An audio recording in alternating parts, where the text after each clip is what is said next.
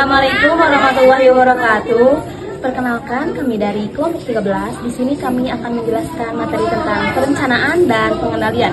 Di sini kami beranggotakan 2 orang, saya Ajeng Firda. Saya Reni Oktaviani. Baik, untuk materi pertama akan dijelaskan oleh Teh Ajeng Firda. Baik, materi yang pertama yaitu perencanaan dan pengendalian.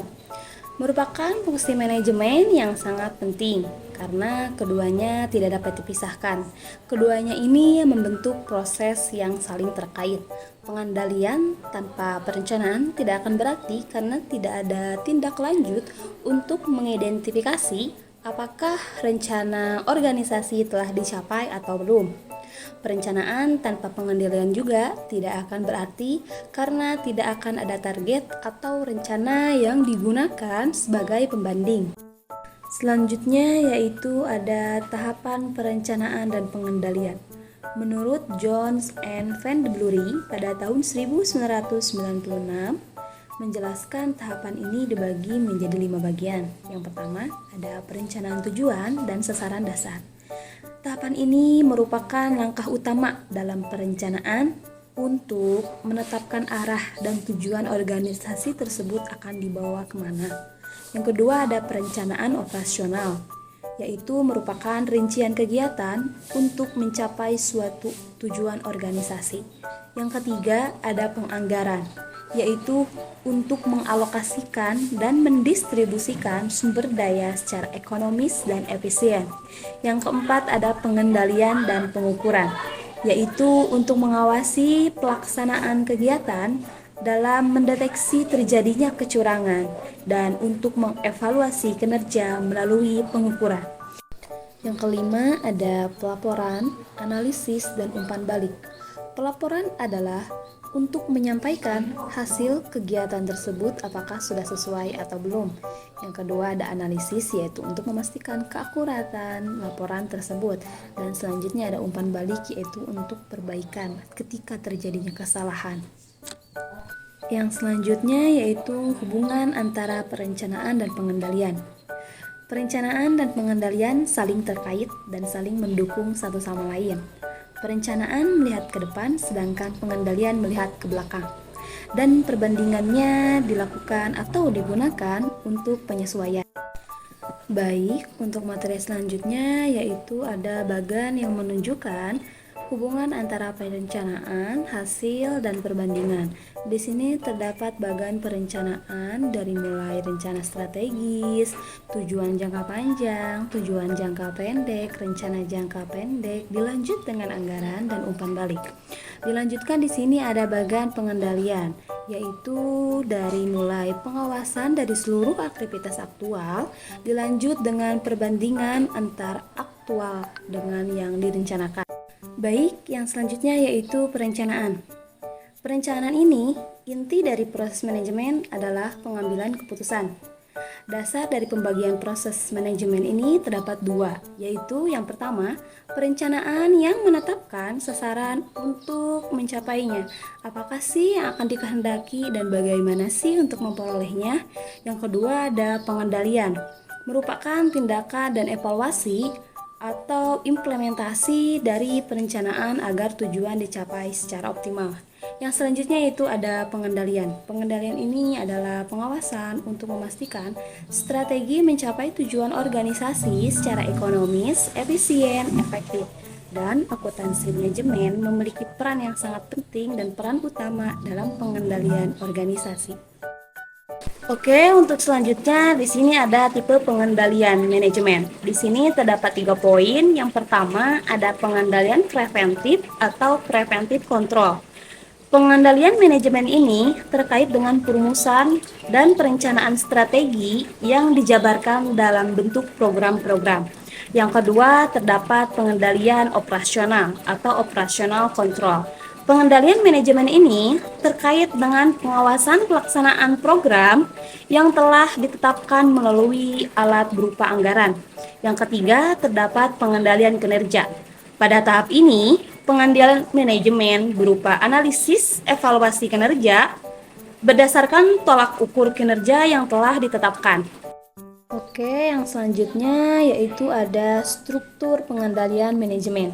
Terdapat 4 jenis pusat pertanggungjawaban yang terdapat pada struktur ini. Yang pertama ada pusat biaya atau expense center, yaitu pusat pertanggungjawaban yang prestasi manajernya bisa kita nilai dari biaya yang telah dikeluarkan. Yang kedua ada pusat pendapatan atau revenue center. Pusat pertanggungjawaban ini yang prestasi manajernya itu bisa kita lihat berdasarkan pendapatan yang dihasilkan. Yang ketiga ada pusat laba atau profit center, yaitu pusat pertanggungjawaban yang membandingkan input dengan output dalam satuan moneter. Yang keempat ada pusat investasi atau investment center, yaitu pusat pertanggungjawaban yang prestasi manajernya bisa kita lihat berdasarkan laba yang dihasilkan dikaitkan dengan investasi yang ditanamkan pada pusat pertanggungjawaban yang dipimpinnya. Selanjutnya di sini ada tujuan dibentuknya pusat-pusat pertanggungjawaban. Adanya pusat pertanggungjawaban tentunya pasti mempunyai tujuannya ya. Tujuannya itu apa sih? Yang pertama sebagai basis perencanaan, pengendalian, penilaian kinerja manajer dan unit organisasi yang dipimpinnya. Yang kedua, untuk memudahkan mencapai tujuan organisasi. Yang ketiga, yaitu untuk memfasilitasi terbentuknya goal congruence atau kesetaraan tujuan. Yang keempat, yaitu untuk mendelegasikan tugas dan wewenang ke unit-unit yang memiliki kompetensi, sehingga mengurangi beban tugas manajer pusat. Yang kelima yaitu untuk mendorong kreativitas dan daya inovasi bawahan karyawan. Yang keenam yaitu ada sebagai alat untuk melaksanakan strategi organisasi secara efektif dan efisien. Yang terakhir yaitu sebagai alat pengendalian anggaran. Yang selanjutnya yaitu ada tanggung jawab manajer pusat pertanggungjawaban.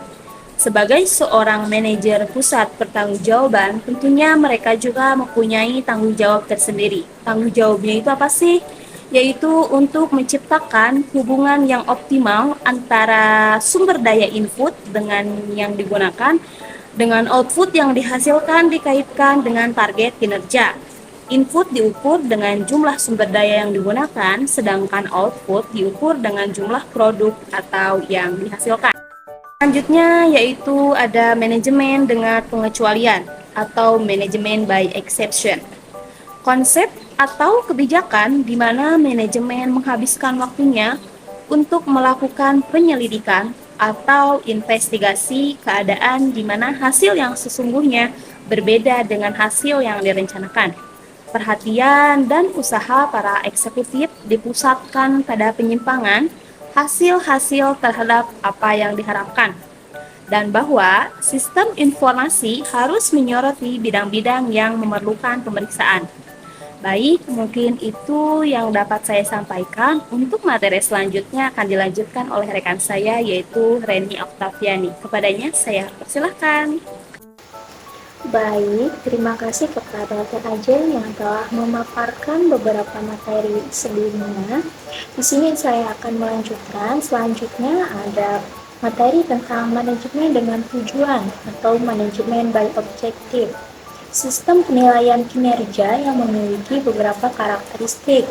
Yang pertama, masing-masing manajer harus mengambil langkah-langkah tertentu yang telah ditetapkan dan melengkapi dokumen-dokumen tertulis tertentu. Yang kedua, manajer dan bawahan mendiskusikan deskripsi tugas bawahan, menyetujui target-target kinerja jangka pendek, mendiskusikan kemajuan yang dibuat ke arah pencapaian target, dan secara periodik melakukan evaluasi atas kinerja serta memberikan umpan balik. Lalu di sini selanjutnya ada kerangka akuntansi untuk perencanaan dan pengendalian. Di sini ada manajemen lini. Yang pertama ada perencanaan memutuskan, selanjutnya tindakan atau pelaksanaan, lalu evaluasi atau umpan. Selanjutnya ada sistem akuntansi intern, ada anggaran, sumber dokumentasi atau faktur, lalu ada buku besar dan buku harian, lalu laporan pelaksanaan. Selanjutnya, peran akuntansi manajemen dalam perencanaan yaitu memberikan informasi historis dan prospektif. Informasi historis memberikan informasi tentang bagaimana masa lalu organisasi, apakah semua tujuan dan sasaran organisasi tercapai atau tidak. Sedangkan informasi prospektif lebih memberikan informasi tentang rencana masa depan, sehingga bisa memberikan motivasi untuk peningkatan kinerja. Ada beberapa proses perencanaan. Yang pertama, ada pengembangan sistem perencanaan. Yang kedua, penerapan tujuan. Yang ketiga, pemilihan alat yang paling tepat untuk memonitor perkembangan pencapaian tujuan. Di sini selanjutnya ada perencanaan sasaran masa depan yang hendak dicapai. Sistem perencanaan dan pengendalian manajemen atau SPPM merupakan landasan bagi manajemen dalam membangun masa depan organisasi. Misi organisasi menjadi arah yang dipilih untuk mewujudkan visi, yang merupakan gambar kondisi di masa depan yang diinginkan. Visi tersebut menjadi sasaran masa depan yang hendak ingin dicapai.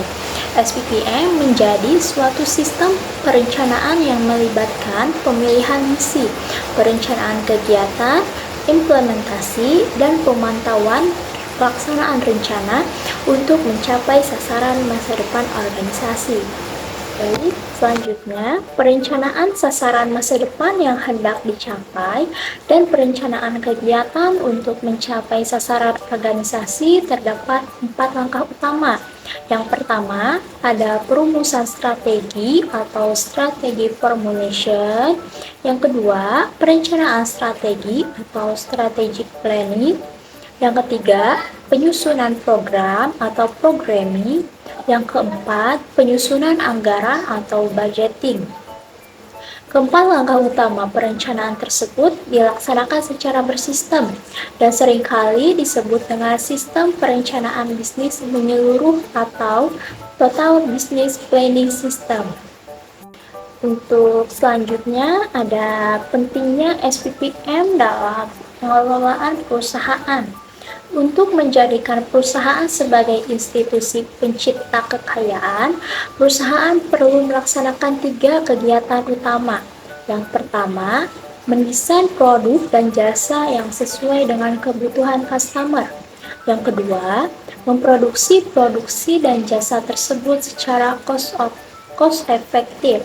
Yang ketiga, memasarkan produk dan jasa tersebut secara efektif kepada customer. Baik, di sini ada rangka konseptual pendesainan SPPM. Pendesainan SPPM dimulai dari pengamatan dan pengidentifikasian pemacu perubahan atau change drive yang berdampak pada karakteristik lingkungan yang akan dimasuki oleh perusahaan. Hasil pengamatan terhadap pemacu perubahan tersebut digunakan untuk menggambarkan karakteristik lingkungan bisnis sebagai dampak perubahan yang diidentifikasi. Karakteristik lingkungan bisnis menjadi basis untuk membangun paradigma yang sesuai dengan lingkungan yang bersangkutan. Paradigma tersebut kemudian digunakan sebagai landasan pembangunan SPPM. SPPM yang terdiri atas struktur dan proses pada gilirannya menentukan keterampilan yang perlu dimiliki oleh manajer untuk running the system. Baik, di sini selanjutnya ada beberapa faktor yang perlu dipertimbangkan dalam pendesainan sistem pada umumnya. Yang pertama, tidak ada desain sistem yang baik atau yang buruk. Yang ada adalah apakah suatu desain sistem sesuai dengan lingkungan bisnis yang dimasuki oleh perusahaan. Kesesuaian suatu sistem dengan lingkungan tempat sistem tersebut digunakan untuk menjadikan sistem tersebut efektif. Yang kedua, lingkungan bisnis ibarat suatu teritorial yang untuk menjelajahinya diperlukan suatu peta. Yang ketiga, setiap sistem terdiri atas 2 komponen. Yang pertama ada struktur dan juga proses. Struktur merupakan komponen-komponen yang berkaitan satu sama lain yang bersama-sama membentuk suatu sistem. Sedangkan proses sistem merupakan tahap-tahap yang harus dilalui untuk mewujudkan tujuan sistem. Yang terakhir atau yang keempat yaitu setiap sistem yang kita desain memerlukan kompetensi tertentu untuk menjalankan sistem tersebut, atau kompetensi untuk menjalankan SPPM disebut dengan managerial skills. Baik, di sini ada diagram tentang sistem perencanaan. Yang pertama ada pemacu perubahan, lalu karakteristik lingkungan bisnis, lalu ada ke paradigma manajemen, proses, skill sets, lalu ke struktur. Baik, di sini ada rangka konseptual pendesainan SPPM. Sama seperti yang tadi, seluruh komponen struktur SPPM harus didesain berdasarkan karakteristik lingkungan bisnis yang akan dimasuki oleh perusahaan. Seluruh sistem yang digunakan untuk melaksanakan proses SPPM juga didesain berdasarkan karakteristik lingkungan bisnis yang akan dimasuki oleh perusahaan.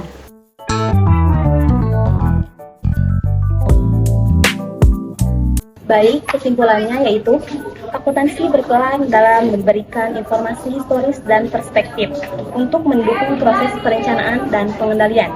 Perencanaan dan pengendalian adalah dua aspek yang tidak dapat dipisahkan karena keduanya saling membutuhkan dalam manajemen. Perencanaan ini membantu organisasi untuk menetapkan tujuan dan sasaran organisasi, sehingga masa depan organisasi jelas. Perencanaan ini salah satu tindakan yang membantu organisasi untuk menyesuaikan diri dengan ketidakstabilan lingkungan sehingga organisasi tidak terlintas oleh zaman. Sistem perencanaan dan pengendalian manajemen atau SPPM memiliki peran krusial dalam menjawab perubahan lingkungan bisnis dan mencapai tujuan organisasi secara efektif dan efisien. Baik, mungkin itu saja yang dapat kelompok kami sampaikan. Kurang dan lebihnya mohon maaf. Semoga dapat menjadi tambahan ilmu bagi kita semua. Sekian dari kami. Wassalamualaikum warahmatullahi wabarakatuh.